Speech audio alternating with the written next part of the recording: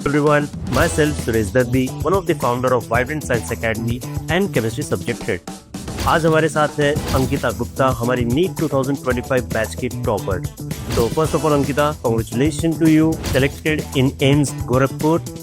Thank you sir. आज हम अंकिता से काफी कुछ बातचीत करने वाले हैं, उनकी जो जर्नी रही है फ्रॉम से to AIIMS Gorakhpur through Vibrant. Okay, first of all Ankita, काफी टाइम बाद हम मिल रहे हैं, तो इतने टाइम बाद मिलकर काफी खुशी हो रही है। एंड अगर आपको याद हो तो 12th स्टैंडर्ड में मैंने आपको बोला था कि एक डॉक्टर बनने के लिए जिस तरीके का एक पोटेंशियल एक स्टूडेंट के अंदर रिक्वायर्ड होता है, सेम पोटेंशियल आपके अंदर भी है। एंड मैंने आपको उसी दिन कमिट किया था कि आप डॉक्टर जरूर बनोगे। तो जब आज आपका उस कॉलेज में सिलेक्शन हो गया है, तो आज एज ए स्टूडेंट जितनी खुशी आपको है उससे दुगनी खुशी मुझे हो रही है। ओके अंकिता, सबसे पहले ये बताओ कि वेकेशन कैसा रहा, एंड द मोस्ट इम्पोर्टेंट, क्या वेकेशन में वाइब्रेंट याद आई? सर डेफिनेटली मैं आप लोगों को बहुत मिस करूंगी, क्योंकि जो 2 साल की जर्नी थी, एक बहुत लंबी जर्नी थी, बहुत अच्छी जर्नी थी। मेरे फ्रेंड्स के साथ, आप लोगों के साथ बहुत अच्छे मोमेंट्स थे, बहुत कुछ सीखा है मैंने आप लोगों से। डेफिनेटली मैं एम्स में जा रही हूँ, लेकिन जब भी मौका मिलेगा आप लोगों से मिलने जरूर। Thank you so much Ankita, and you most welcome in vibrant any time. आप कभी भी आएंगे तो हमें बहुत अच्छा लगेगा। एक नीट एस्पिरेंट के लिए जो भी चीज़ें रिक्वायर्ड होती है, जो एक सपोर्ट सिस्टम चाहिए होता है कोचिंग क्लासेस से, भले ही मैं लेक्चर्स की बात करूं या मैं टेस्ट सीरीज की बात करूं या एक क्वालिटी कंटेंट, तो क्या आपको लगता है कि वाइब्रेंट ने वो सारी चीज़ें फुलफिल की हैं? यस सर, डेफिनेटली जो वाइब्रेंट की तरफ से सपोर्ट रिक्वायर्ड था वो आप लोगों ने फुलफिल किया है। चाहे वो स्टडी रिलेटेड हो, टेस्ट सीरीज रिलेटेड हो, आप लोगों ने मेंटल प्रेशर में भी सपोर्ट किया है, टाइम टू टाइम मोटिवेट भी किया है। लेकिन एक चीज़ मुझे आज भी याद है, जैसे क्लास में आए थे, प्रिपरेशन रिलेटेड बातें की थी उन्होंने बहुत, जो स्टडी आवर्स भी पूछे थे, मैंने उनको बताया था, पर उन्हें वो कम लगा तो बहुत डांटा उन्होंने, समझाया भी। उस टाइम पे मुझे रोना भी आया था, पर फिर समझ में आया कि भलाई के लिए ही बोल रहे हैं। आई फील वो मेरा टर्निंग पॉइंट था, जहाँ से मैंने अपने प्रिपरेशन को बूस्ट किया और ज़्यादा मेहनत की, जिसकी वजह से मैं इस रिजल्ट तक पहुँची। That's really good Ankita.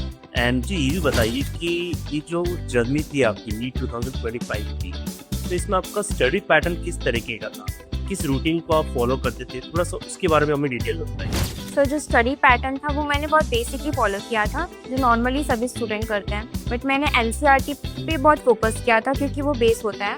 उसको मैंने 10 से 15 बार लगभग मैंने एनसीईआरटी रीड की होगी। प्लस वाइब्रेंट की जो मॉड्यूल डीपीपी थी, उनको मैंने बहुत अच्छे से सॉल्व किया था, क्योंकि उसकी वजह से कॉन्सेप्ट क्लैरिटी बहुत अच्छे से आ रही थी।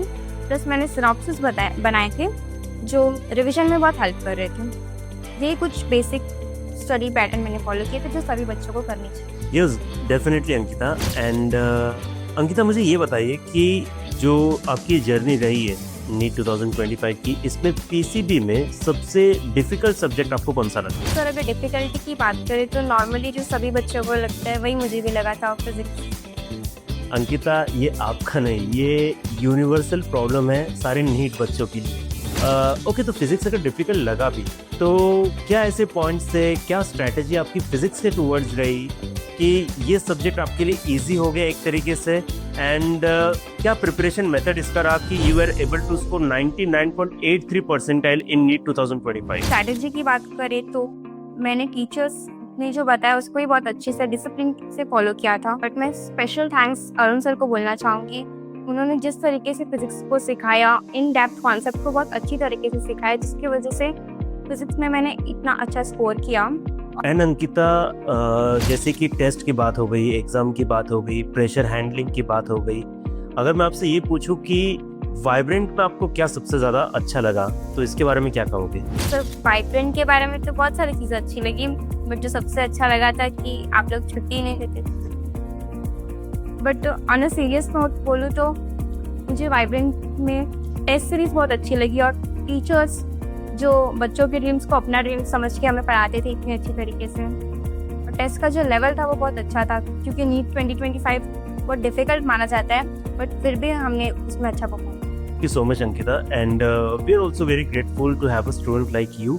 एंड काफ़ी कुछ बातें हुई, अच्छा लगा फिर एक बार इतनी बातें करके। सो एट द एंड अंकिता, जो आपकी जर्नी रही है पूरी इन वाइब्रेंट, या फिर मैं बोलूँ कि नीट 2025 तक की, तो आप अपने जूनियर्स को एट द एंड क्या मैसेज देना चाहते हैं? सर अगर मैसेज तो मैं अपने जूनियर्स को एक ही मैसेज देना चाहूँगी कि कंसिस्टेंसी बहुत ज़रूरी है। नीट कोई बहुत ज़्यादा डिफिकल्ट एग्जाम नहीं है, वो आपसे आपका टाइम मांगता है। कंसिस्टेंसी और डिसिप्लिन के साथ पढ़ाई करो। नीट एक बहुत लंबी जर्नी है, इसमें बहुत सारे अप्स एंड डाउन आएंगे, कम मार्क्स आएंगे आपको, लेकिन उसमें आपको लो फील नहीं करना है। अपनी टीचर्स से बात करनी है, उनसे हेल्प लेनी है। टीचर्स से बात करते रहिए, टीचर्स के कांटेक्ट में रहिए, उनसे अपनी प्रॉब्लम शेयर कीजिए, वो ज़रूर हेल्प करेंगे।